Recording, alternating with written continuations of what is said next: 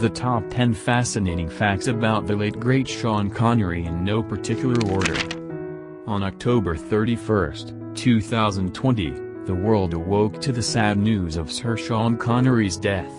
Connery was one of the most celebrated actors of his time, but there's far more to his gilded legend than his film career. Whether you know him from his time as 007, or from any of the dozens of movies he headlined, it's a fair bet that you know a bit about the man. Still, there are some fascinating facts about the life of Sir Sean, and these 10 are just the tip of the iceberg. Number 10. He was knighted by Queen Elizabeth II. Becoming a knight or a dame in the 21st century is significantly different than it was in ages past. Instead of becoming a commander for the king or queen, people are knighted for their contributions to the United Kingdom. In the case of Sir Sean Connery, he was honored by the Queen for his services to film and drama. Connery was knighted in July 2000 at the age of 69. There was talk of knighting him a couple of years earlier, but his support of the Scottish National Party, which became the official opposition to the Scottish Parliament, likely put his knighthood on the back burner. Connery was a supporter of Scottish independence, and despite his unwillingness to back down from that position, he was knighted by the Queen of England. His knighting ceremony commenced with the actor wearing full Highland dress, consisting of a dark green MacLeod tartan. At the event, an incredibly proud Connery described his knighthood as one of the proudest days of my life. It means a great deal for it to happen in Scotland. Though it took a bit of time for Connery to receive the recognition, he remained a proud commander of the Most Excellent Order of the British Empire for the remainder of his life. Number 9. He served in the Royal Navy of the United Kingdom. When he was only 16 years old, Connery joined the Royal Navy. He served in the armed forces for 3 years, having been discharged for medical reasons related to a duodenal ulcer. The condition was hereditary and affected most of the men in earlier generations of his family. While serving in the Navy, he trained in Portsmouth at the Naval Gunnery School to serve in an anti-aircraft crew. Later in his naval career, he was assigned as an able seaman on the HMS Formidable, an illustrious class aircraft carrier. Connery's naval career saw him take part in a tradition common to all navies around the world. He got some tattoos. While serving, he was inked twice, though, unlike many tattoos, his were not frivolous. His tattoos reflect 2 of his lifelong commitments, his family and Scotland. One tattoo is a tribute to his parents and reads Mum and Dad, and the other is self-explanatory, Scotland Forever. After leaving the Royal Navy, he spent some time driving a truck and working various labor jobs. He was a coffin polisher, and he modeled for artists at the Edinburgh College of Art. Number 8. He was fully retired. Actors tend to retire in some sort of public statement, every so often. Still, they eventually come back to the world of acting when an interesting project comes along. Several actors have retired multiple times, but for Sir Sean Connery, when he called it quits, he really meant it. Connery retired from acting in 2006 after working on the live-action adaptation of The League of Extraordinary Gentlemen. The movie was a complete and total failure at the box office, but that's not why he retired. Connery was fed up with the process, and he only signed on to the picture to try and make it better through editing. Unfortunately, he failed in his attempt, and it frustrated him to no end. He was vocally unsupportive of director Stephen Norrington, even going so far as to say that he should be locked up for insanity. He did record some voice-over work in 2013, but that was his only work in the arts since his retirement. He considered coming back to reprise his role as Henry Jones in a new Indiana Jones movie, but he ultimately declined, saying, "If anything could have pulled me out of retirement, it would have been an Indiana Jones film. But in the end, retirement is just too much fun." Number 7. He truly was the best James Bond. While it's certainly a subjective opinion as to determining which actor handled the role of James Bond the best, poll after poll continues to place Sir Sean Connery at the top. RadioTimes.com conducted a poll published on the day he died, and after 14,000 votes were cast, Connery took the lead in a tournament-style round-robin. In the first round, Connery came in first above Daniel Craig, who managed to score 43% of the vote, compared to Connery's 56%. Underneath Craig came Pierce Brosnan, beating out George Lazenby at 76% to 24% in the second round. The third round ended with Roger Moore being fully kicked out of the competition, having lost to his successor, Timothy Dalton, who managed to pull in 59% of the vote. This left Dalton and Brosnan going up against the original Bond, and he came out on top.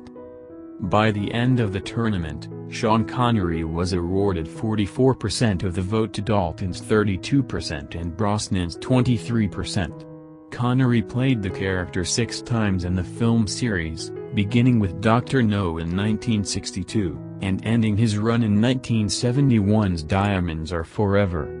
He did reprise the role in 1983's Never Say Never Again, though that fell outside the film series canon. Number 6. He fell into acting in a roundabout way. While there are plenty of people who study and prepare to become professional actors early in life, Sir Sean Connery was not one of them. He developed an interest at the age of 21 while supplementing his income. He took a job to help out backstage at the King's Theatre in 1951 and found that he developed an interest in the theatre. While helping out during a bodybuilding competition, he learned of open auditions for a production of South Pacific, so he gave it a shot. Connery managed to land the part of one of the Seabees chorus boys, and his career was launched.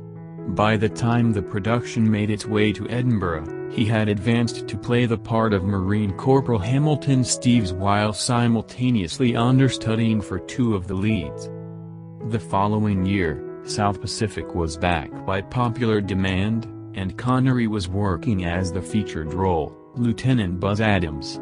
His time in the theater helped solidify his interest in becoming a professional actor, so he devoted his time to study and practice. Number 5. He was sexy as hell. Sir Sean Connery may have been a talented actor and a knight of the British Empire, but he was another thing. The man was sexy, and suave, as hell. Sure, that's generally a subjective statement, but in Connery's case, he has the creds to back it up. Connery worked as a model early in his life, and his good looks and charismatic demeanor only served to attract others' attention. That definitely helped him throughout his career, which was filled with numerous accolades describing him as one of the most attractive men in the world. In 1989, People magazine awarded him the coveted Sexiest Man Alive, and a decade later, he took home a prize that nobody had ever received. He was determined to be the sexiest man of the century by New Woman magazine. Sure, it's just a magazine, and yes, it's based on readers' votes, but when you get right down to it, he's the only person who could literally claim to be the sexiest man of the 20th century because there's a magazine cover to prove it. The vote was determined from 16,000 votes, but in the end, Connery beat Brad Pitt, Mel Gibson, and Paul Newman, among many others. Number 4, he became Bond, thanks to the producer's wife. It's difficult to look back and think of another actor playing James Bond at the beginning of the franchise, but a lot of men were up for the role in the early 60s. Names like Cary Grant, Richard Burton, Rex Harrison, and Lord Lucan were being thrown around, but it was producer Cubby Broccoli's wife, Dana, who pointed her finger at Connery. She described him as a man with a magnetism and sexual chemistry to make the part work, and her advice went a long way in landing him the role. Of course, writer Ian Fleming had to be convinced, and when he was approached with Connery's name, he said, "I'm looking for Commander Bond and not an overgrown stuntman." It took a little convincing, but when Fleming finally saw Connery on screen, he rewrote Bond's backstory to make him half Scottish. That's how much Connery looked and acted the part. Granted, he did make the character his own, managing to blend his mannerisms and wit into the character who blew everyone away at the box office. Dr. No was an incredible success, having made just over $16 million at the box office off a $1 million budget. While $16 million may not seem like a lot of money, it amounts to more than $136 million in 2020. Dr. No's success launched a franchise that has since released 25 movies, and counting. It's difficult to look back and think of another actor playing James Bond at the beginning of the franchise, but a lot of men were up for the role in the early 60s. Names like Cary Grant, Richard Burton, Rex Harrison, and Lord Lucan were being thrown around, but it was producer Cubby Broccoli's wife, Dana, who pointed her finger at Connery. She described him as a man with a magnetism and sexual chemistry to make the part work, and her advice went a long way in landing him the role.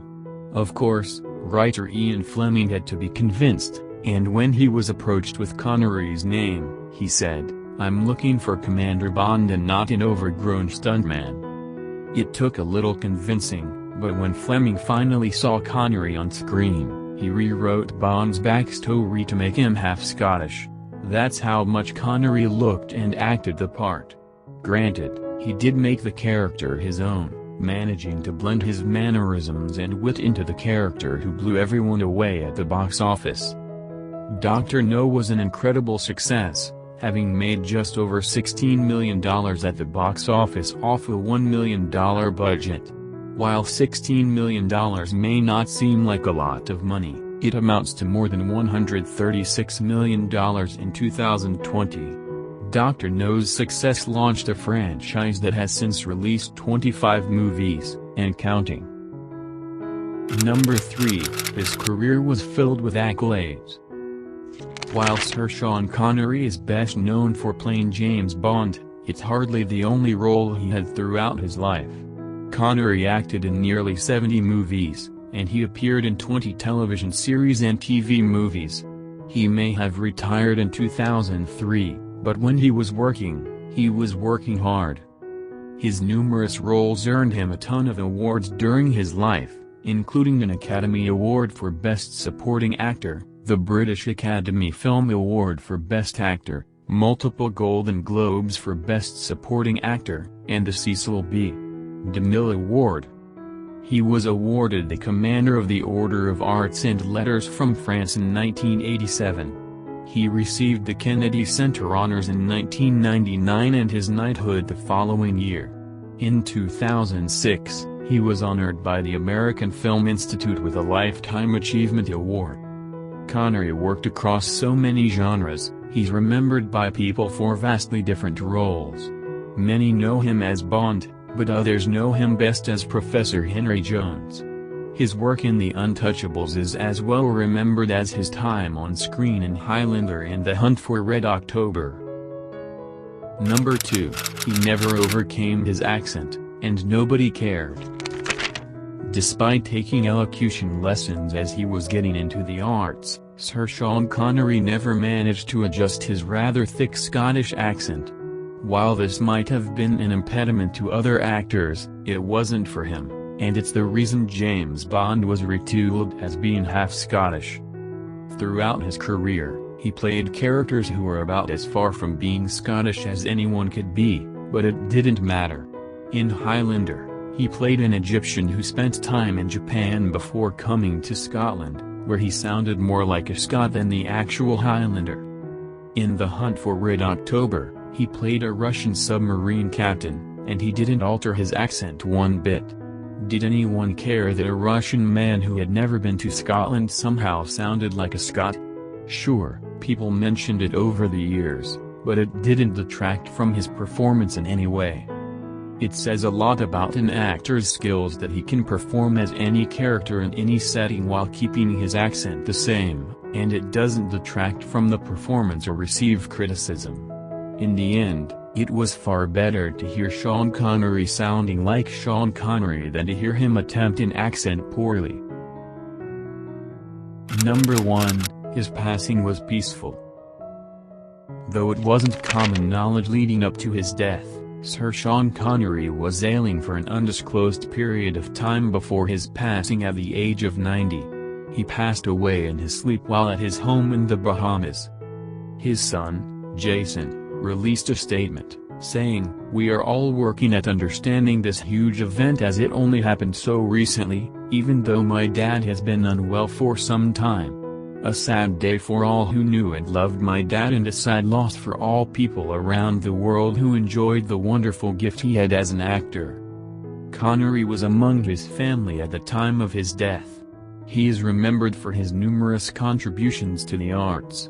When news of his passing broke, countless statements of love and appreciation flooded the internet, many coming from noteworthy celebrities while others came from the fans who appreciated his performances throughout his life. He will be missed by hundreds of millions of people across the world. He gave us James Bond, but he gave so much more, and he will, most certainly, be missed.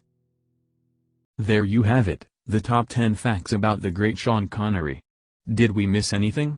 If so, comment below. If you liked the video, please like and subscribe for more future content, and thank you for watching.